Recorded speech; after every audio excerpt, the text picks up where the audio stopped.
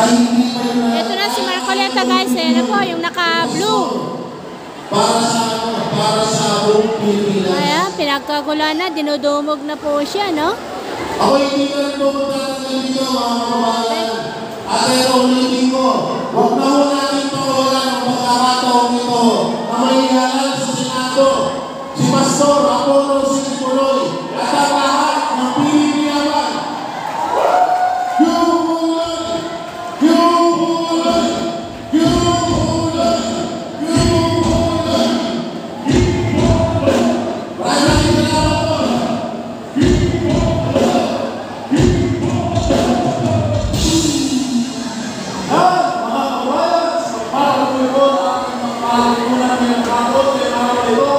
Nandito na po sa aming piling number 38 sa Senado. Walang iba kundi si Congressman, future Senator Rodante Marcoleta.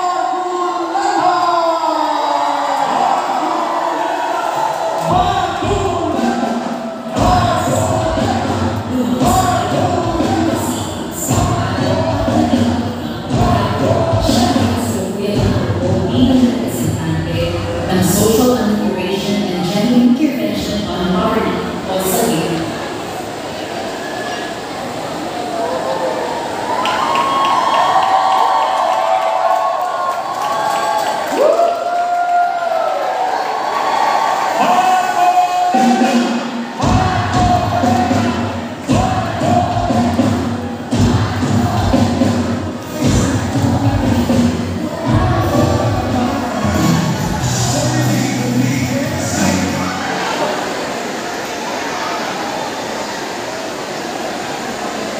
Magkano po ang 1 milyon bigas ngayon?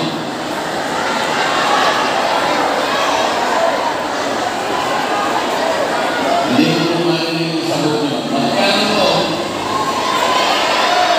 120! 53 pesos? Nakailan tayo ng Pastor Sinipuloy. Mura po ba ang silid ng kuryente sa ating bansa ngayon? Sobrang mahal, attorney. Mura po ba ang presyo ng mga pangunahing bilihin ngayon? Mura po ba ang presyo ng pagkain ngayon? Murang-mura po ba ang pagpapagamot ngayon? Mahal! Wala nang mura. Wala,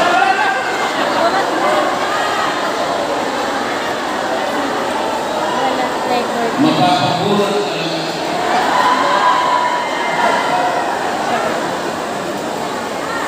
Mga kabayan, maraming salamat po sa inyong mainit na pagtalaga sa hapon ito.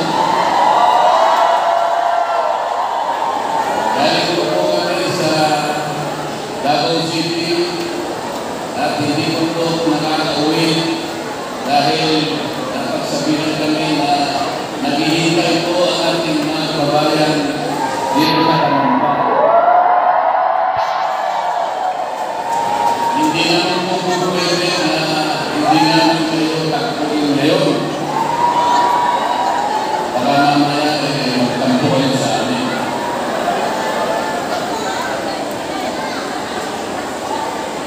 Bakit po imbes na maging mura ang mga bilihin, ang pagkain, ang kuryente, at lahat ng bagay na kailangan ng mamamayan para sa iyong buhay, ay wala nang inyong pagtaas. Bakit po kaya? Dahil po sa kalalang katiwalian at korupsyon sa ating bansa. Lubog na po ang ating bansa sa korupsyon. Meron lang po nagtagal sa akin ng isang litrato sa Bible. Vlogs nandun sa harap ko. hindi pa po dumarating ang baha. Wala pong tubig. Nag-iba na po yung project. Kaya nalagay po ito sa kanyang minota. Flood control project. 80% lupa. Plus 15% simento. Plus 5% bakal equals pera. Napakahirap po talaga. Ngayon po, darating naman po ang mga kandidato bilang senador sa kabilang kampo. Lalapit silang lahat sa inyo para sa ganun ay humingi na inyong mahalagang tulong upang sila ay muli maiutlog sa kanilang mga puso. Hindi ba ninyo itatanong sa kanila? Bakit po kayo lumalapit na naman sa amin? Samantalang itungkulin po na ipinangako ninyo sa amin maraming panahon na nararaan ay wala naman naman. Yung pangako po ninyo na magandang buhay na mailagay ninyo kami sa magandang kalagayan na nasa anak mo. Lalapit sila sa inyo, mayroong dalang-dalang konting ayun. Ang tawag po nila sa mga ayuda, akak, ais, tupad, at kung ano pa. Ipapalagay na po natin ang matatanggap ng bawat isa. Ngayon na palalagay po ang eleksyon ay 10,000 piso. 10,000. Kapag ka-divide mo yung 10,000 sa 365, ibig sabihin sa loob ng isang taon, meron kayong kwentang amount dyan. Ano man ang mga kwenta nyo, i-divide nyo by 6 sapagkat ang termino ng isang senador ay 6 na taon. Katapos-tapusan ang makukwenta ninyo dyan, 5 piso isang araw ang katumbas na ibibigay nilang 10,000 sa inyo sa loob ng panahon na sila ay uupo sa Senado. 5 piso po. 5 piso katapat ng 2 kopya. O kaya 2 piso. Yan po ba ang inaasahan ng bawat isang mamamayan ng Pilipinas? Yan po ba ang pinapakako nilang pagsisilbi sa inyo? Lalapit sila sa inyo, iakapot ang konting pera, mapalikaya po. Mapalikaya siguro kayo. Baka wala pang isang araw. Baka lahat ng araw lang, wala na yung bilhin. At katapat po nun sa loob ng 6 na taon, 5 piso sa araw. Sa harap ng napakamahal na bilihin na sa araw-araw ay naghihihamon sa bawat isang Pilipino. Maawa po kayo sa ating bansa.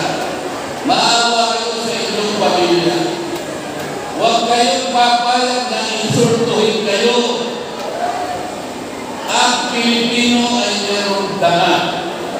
Ang Pilipino hindi niya ipagpapayag ang kanyang dama. Ayaw ng Pilipino ang ayuda. Alam po ninyo ang ayuda. Kailangan lang po natin yan sa panahon ng krisis.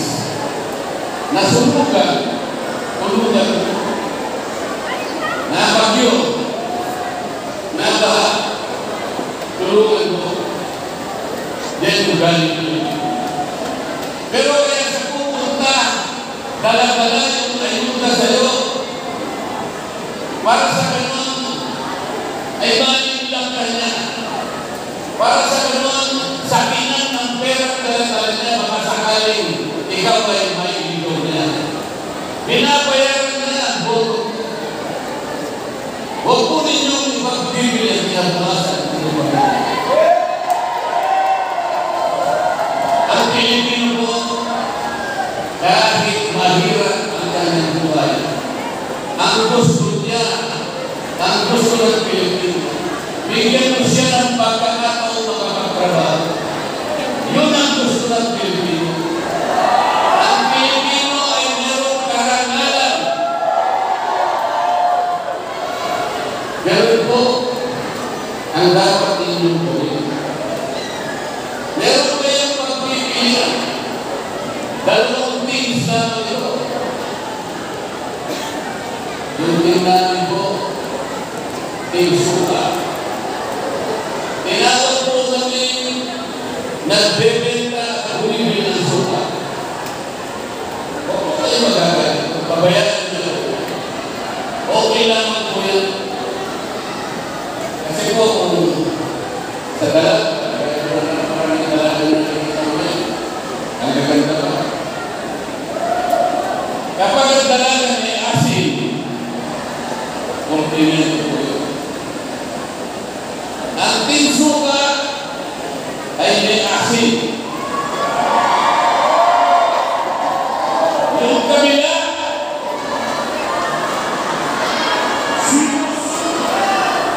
umasin na. Umasin na. Isimplify na lamang po natin ang issue ng kabayan. Gawin natin simple ang pinag-usap. Iboboto niyo ba yung team na silang may nagagawan kung bakit napakataas ng presyo na lahat ng bili? Iboboto ba yung team na silang may nagagawan kung bakit lubog na lubog na sa katiwalian at korupsyon? Pati pera ng pilit, inulimbat na. Pati pera ng PBIC, inulimbat na. Pati pera ng dalawang bangko na ang kanilang gawain ay palaguin ang ekonomiya ng bansang ito, inulimbat din. At inilagay nila ang mga pera niyan sa mga proyekto na sila ang kikita. Yan po ba ang team na iboboto ninyo? Yung team na yan din ang may nagagawan kung bakit na-impeach ang Vice President. Gusto nyo ba yung team? Yung team na gusto tanggalin ang Vice President? Wala pong kasalanan ang Vice President. Ako po ay kasama sa House of Representatives. Ang kalaban ko po ay napakarami. Napakarami nila. Ngunit sinasabi ko sa kanila, mali ang batayan ninyo. Mali pati proseso na ginamit ninyo. Walang ang Vice President. Yang team na yan ang gumawa ng paraan para sa ganun ma-impeach ang Vice President. At kapag yung team na yan ay nanalo ulit, tuloy-tuloy na nilang tatanggalin ang Vice President. Alalahanin po ninyo mga kababayan, ang ating pangalawang Pangulo Sara Duterte ay inihalan ng mahigit 32 milyong Pilipino. Ang bawat isa sa inyo ay kasama doon sa bumoto. Yung kapangyarihan na ibinigay ninyo sa Vice President,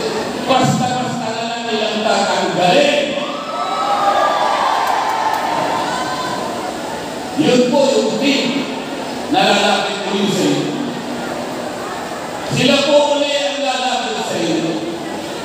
Lalapit na nagmamagandang puso. Ewan mo naman kung paano sila.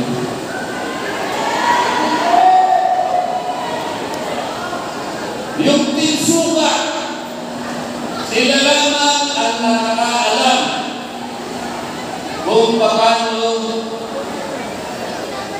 i-address ang lahat ng hamon na kinakaharap natin. Ang tinsuka na nandito sa inyong harapan ngayon, sila lamang ang magtatanggol sa kapalaran ng Vice President. Wala na iba. Sa sandaling makahanap sila ng 15, 16 na senador sa susunod na Kongreso, sa susunod na Senado, makatanggal po ang ating bansa. Yan po ang kanilang gusto gawin. Kaya ang gusto po nila 12-0. Walang mananalo isa man sa PDP laban. Yun ang kanilang gusto.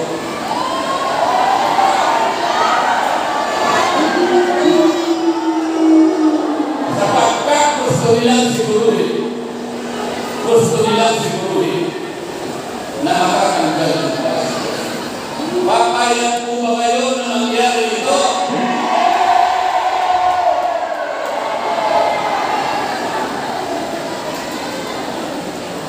At PDP lamang, sila lamang ang merong kakayahan ay magtanggol at pigilin ang kanilang mga banaan. Mahalin po natin ang Pilipinas. Sagipin natin ang ating bansa.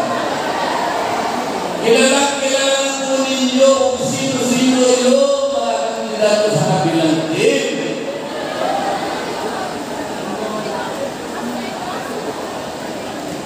Kilala po ninyo sila. Pabalik-balik ka lang. Pabalik-balik. Yung karamihan sa kanila, nakabalik na ng ilang beses. 2, 3, hanggang 4 na beses na nakabalik ka Senado. Ano ang kanilang bukalayara sa inyo? Anong buka ang iyaharap sa inyo? Kailan ang puro nyo silang tanongin? Paglapit po, ang totoo yan, hindi po sila lumalang ng personal. Ang ginagamit nila television, ang ginagamit nila radyo, mga tarpaulin, kung ano-ano, sapagkat nahihiya sila na lumapit sa inyo. Sapagkat titingnan nyo sila sa kanilang mga mata, hindi sila makakatingin sa inyo. Ngunit ang titinilaman, sila po, titingnan kayo straight in the eye.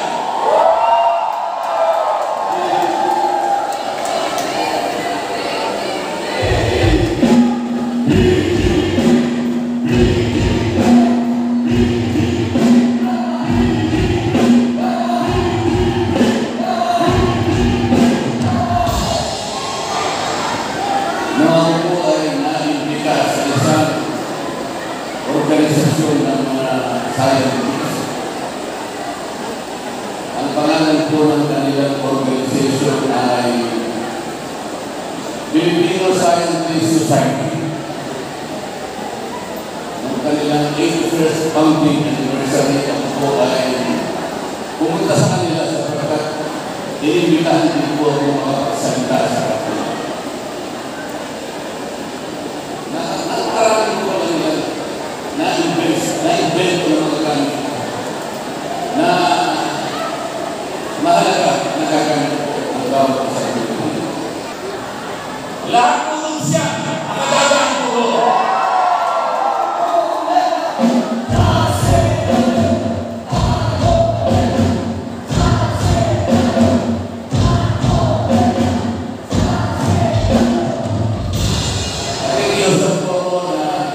Dalhin po ninyo yung buong slate ang binibigyan.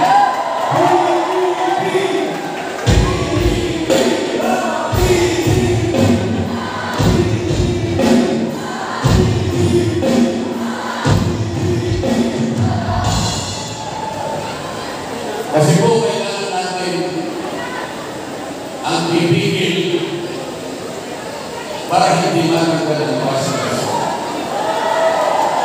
Lahat po ng ayaw, lahat po ng gusto manatili ang Vice President, lahat po kayo'y hinahamang namin. Dahil po nyo lahat ang PDP laban. Yan lamang po ang paraan para pigilin ang maitim na balakid ng kabilang team na tanggalin ang Vice President Sara Duterte. Maraming